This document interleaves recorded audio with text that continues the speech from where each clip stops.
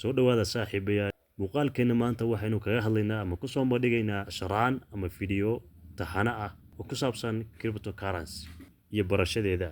Waxaad ku fikiraysaa inaad maalgashato cryptocurrency ama inaad ka mid noqoto dadweynaha ka faa'iideysta cryptocurrency.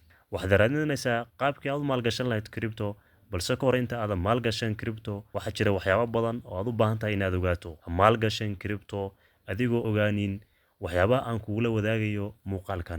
haddii aad muuqaalkan wax ka faa'iido waxaan kaa codsanayaa inaad subscribe noo saarto, like na saarto, sina share garayso si uu u gaaro dad badan oo ku fikiraya inay ka faa'iideystaan suuqan crypto. Haddaba waxyaabahan kaga hadlayna muuqaalkani waxaa ka mid ah waa maxay cryptocurrency. Sidoo kale cryptocurrency ma xalaal baa mise waa xaaraam. Waxaa kaloo aynu kaga hadlaynaa cryptocurrency sidee loo maalgashada ama sidoo investi lagu sameeyaa. Haddaba waa maxay cryptocurrency? Waxay u badan tahay inaad ereyga cryptocurrency aad maqashay wax badan adigoo aan ogeyn waxa uu yahay iyo waxa uu qabto. Waxa kaloo hubaal ah inaad social media ku aragtay ama aad ka maqashay dad badan oo ay crypto caan ka dhigtay ama millionaire. Maadaama crypto ay tahay wax ku cusub adduunka, gaar ahaan dadkeena Soomaalida, waxay u muuqan kartaa inay noqoto wax lagu wareero. Haddaba ereyga cryptocurrency wuxuu soo baxay 1980kii, waana laba erey oo la isu geeyay crypto plus currency. wuxuu ereygani aad u soo shacbaxay kadib markii uu soo baxay Bitcoin. Cryptocurrency waa lacago digital ah, ma ahan lacago la taaban karo ama aad jeeb ka gashan karto sida lacagaha caadiga ah, dollarka oo kale, euro oo kale. Waa lacagaha la filaya mustaqbalka dhow inay dunida oo dhan qabsadaan. Waa lacago bangiyo iyo dowlad mid toona hoos tagin. Qofku xilligu rabo ayuu lacagtiisa la bixi karaa ama qof kale u dirsan karaa ama ka sarifan karaa si ammaan leh.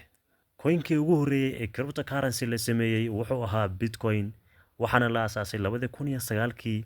ilaa hadda waa mid ka mid ah kuwa ugu wanaagsan uguna qaalisan coinska jira ee cryptocurrency. Bitcoin waxaa aasaasay nin lagu magacaabo Satoshi Nakamoto, balse ilaa hadda lama garanayo cidda uu yahay iyo wejigiisa. Haddaba cryptocurrency waa lacag ku salaysan teknolojiyadda blockchain waa nidaam secure ah oo ammaan ah oo lagu keydiyo dhammaan xogaha customerska iyo dadka isticmaala cryptocurrency. Waxyaabaha ka dhigaya cryptocurrency mid gaar ah ama ka duwan lacagaha kale waxaa ka mid ah digitalnimo. Lacagta cryptocurrency waa lacag digital ah, ma lahana muuqaal jireed sida lacagaha caadiga ee warqadaha ah ama birta ah. Waxay ku shaqaysaa internetka oo kaliya, madax bannaani ama decentralized. Lacagta cryptocurrency waa lacag decentralized ah, maamulayaal dhexe sida bangiyada ama dowladaha ma xakamay karaan lacagtani. Kaliya lacagtani waxaa xakameeya dadka cryptocurrency isticmaala. Ammaan iyo hufnaan. Teknolojiyadda blockchain ayaa ka dhigaysa cryptocurrency mid ammaan ah iyo in aan si fudud lacagtani loo xadi karin.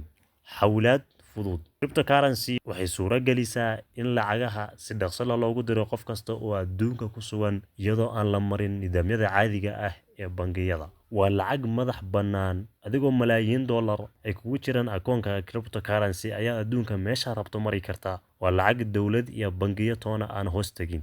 Saaxiibayaal, suuqa cryptocurrency waa suuq u baahan taxadar joogto ah. Waa suuq high risk ah, waa suuq volatile ah oo riskiisu badan yahay. Mar dhulku tagaa, sidaas si lamid ah waa suuq profitkiisu badan yahay. Mar cirku tagaa oo aad buu u kacaa. Marka wuxuu u baahan yahay taxadar joogto ah iyo qofku inuu la socdo suuqani isbedelada ku imanaya. Haddaba saaxiib, waxaa laga yaabaa inaad isweydiinaysay cryptocurrency maadaama tahay wax ku cusub dadkeena Soomaalida. Dabcan waxaynu nahay dad muslimiina, wax walba oo cusub markuu dunida kusoo kordha waxaynu u bandhignaa diinteena suuban waxa ay ka qabto. Waxani ma xalaal baa mise waa xaaraam. Haddaba cryptocurrency si guud waa xalaal, si hoose ama si gaar ah coinska aad iibsanayso ama coinska ku jira cryptocurrency asalkiisa ama cidda iskale marka la fiiriyo waxa uu ku salaysan yahay ayaa ka dhigay coinkaasi inuu noqdo mid xalaal ah ama inuu yahay mid xaraam ah. Tusaale, waxaa jira coins ay iska leeyihiin kabaniyaal alcohol ama khamrada ka ganacsada. Sidoo kale waxaa jira coins ay iska leeyihiin kabaniyada casinoga ama khamarada ka ganacsada. Dhammaan coinska noocaas oo kale asalkoodu uu sidaa yahay ama kabaniyada noocaas ay leeyihiin totally waa coins xaaraan ah. Marka coinskani ama cryptocurrency ma xalaal baa mise waa xaaraan, waxaad u bandhigaysaa coinska aad iibsanayso asalkiisa xagee ka soo jeeda ama yaa iska leh. Balse coinska ugu fiican cryptocurrency sida Bitcoin, Ethereum, Binance Bitcoin, Solana, XRP, Dogecoin, coinskaas oo dhan waa coins xalaal ah laakiin waxaa loo baahan yahay suuqan markaa ku jirto inaad samayso research adiga gaar ku ah inaad cid walba dhegaysanin suuqan markaad barato aad fahanto waxaa loo baahan yahay your own research inaad samayso